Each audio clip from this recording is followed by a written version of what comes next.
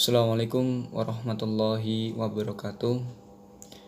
Baik, perkenalkan nama saya Herjuno Darpito Wijoyo, NPM 217550050. Di sini saya akan menjelaskan tentang laporan arus kas PSAK 02. Laporan arus kas. Laporan arus kas adalah laporan keuangan yang menyajikan jumlah aliran kas yang masuk ke perusahaan atau cash inflow dan jumlah aliran kas yang keluar dari perusahaan atau cash outflow dan perubahannya selama satu periode tertentu.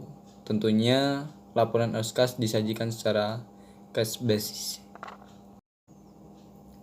Manfaat laporan arus kas: memberikan informasi yang memungkinkan para pengguna untuk mengevaluasi perubahan dalam aset bersih, entitas, struktur keuangan atau likuiditas dan solvabilitas, dan kemampuan mempengaruhi jumlah serta waktu arus kas dalam rangka penyesuaian terhadap keadaan dan peluang yang berubah.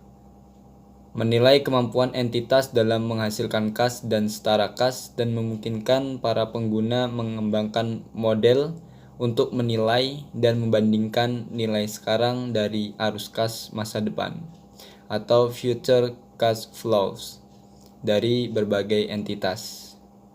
Dan yang terakhir, meningkatkan daya banding pelaporan kinerja operasi berbagai entitas.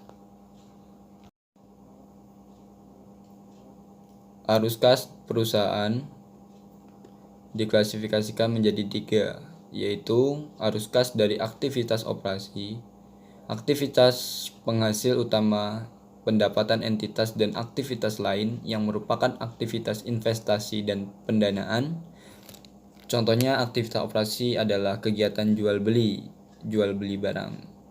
Arus kas operasi adalah indikator utama menentukan apakah operasi dapat menghasilkan kas untuk melunasi pinjaman dan memelihara kemampuan operasi entitas. Kemudian kemampuan membayar dividen dan melakukan investasi. Jadi, kalau arus kas operasi negatif artinya operasionalnya tidak sehat. Akan tetapi itu tidak menutup kemungkinan untuk perusahaan tersebut mendapatkan laba dengan cara menjual barang secara kredit. Jika terdapat arus kas masuk, itu adalah penerimaan dari pelanggan akibat dari penjualan, dan jika terdapat arus kas keluar, artinya terdapat pembayaran kepada pemasok atau membeli barang, bayar gaji untuk karyawan, pembayaran untuk pajak, dan pembayaran biaya operasional lainnya.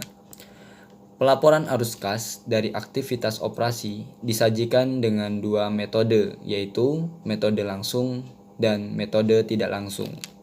Tetapi direkomendasikan menggunakan metode langsung. Semua perusahaan yang didaftar di bursa itu memakai metode langsung di dalam penyajian laporan arus kasnya. Bahan yang paling penting untuk menyusun laporan arus kas dari aktivitas operasi itu adalah laporan laba rugi, aset lancar, komparatif, liabilitas jangka pendek.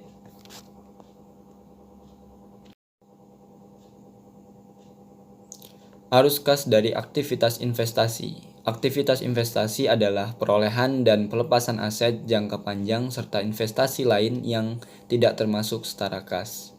Mencerminkan pengeluaran untuk sumber daya yang dimaksudkan menghasilkan kas di masa depan. Kemudian,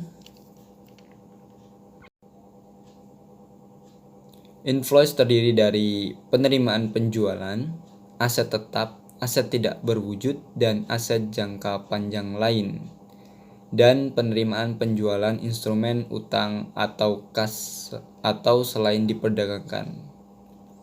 Kalau outflows terdiri dari pembayaran kas untuk membeli aset tidak tetap, aset tidak berwujud, biaya pengembangan dikapitalisasi, dan pembayaran untuk membeli instrumen utang atau ekuitas atau ventura selain untuk diperdagangkan.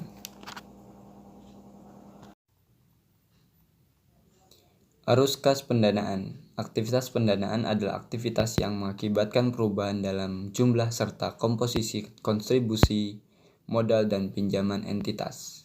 Memprediksi klaim atas arus kas masa depan oleh para penyedia modal entitas. Kemudian inflows terdiri dari penerimaan kas dari penerbitan saham dan penerimaan kas dari penerbitan obligasi, wesel, pinjaman jangka pendek dan jangka panjang, serta hipotek. Outflows terdiri dari pembayaran kas kepada pemilik untuk menarik atau menebus saham, pelunasan pinjaman, dan pembayaran kas oleh lesi untuk mengurangi saldo liabilitas terkait sewa pembayaran. Bunga dividen. Ada kas bunga dan dividen diungkapkan secara terpisah dan diklasifikasikan secara konsisten. Bunga. Beban bunga dapat disajikan sebagai arus kas operasi atau pendanaan alternatif.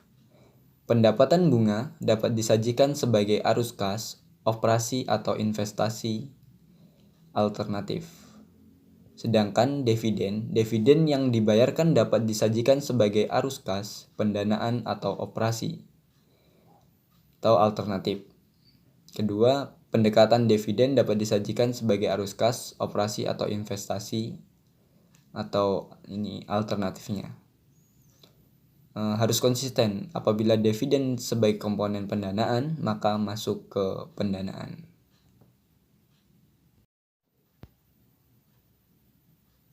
Pajak penghasilan. Arus kas yang berkaitan dengan pajak penghasilan diungkapkan secara terpisah. Diklasifikasikan sebagai arus kas dari aktivitas operasi kecuali jika secara spesifik dapat diidentifikasikan sebagai aktivitas pendanaan dan investasi. Jika diklasifikasikan secara terpisah, jumlah keseluruhan pajak dibayarkan atau diungkapkan. Penerimaan dan pembayaran kas sehubungan dengan deposito. Penempatan dan penarikan deposito pada lembaga keuangan lain, dan pemberian dan pelunasan uang muka dan pinjaman kepada nasabah.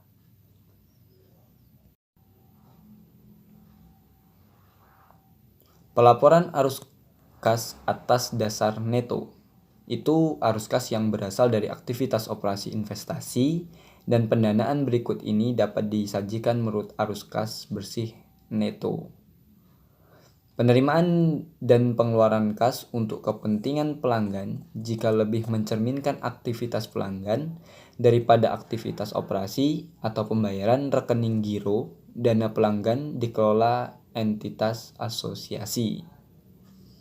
Kedua, penerimaan dan pengeluaran untuk pos-pos dengan perputaran yang cepat, jumlah yang besar dan jangka waktu singkat, atau transaksi kredit nasabah, pembelian dan penjualan investasi, serta pinjaman jangka pendek. Itu untuk lembaga keuangan dengan arus kas neto.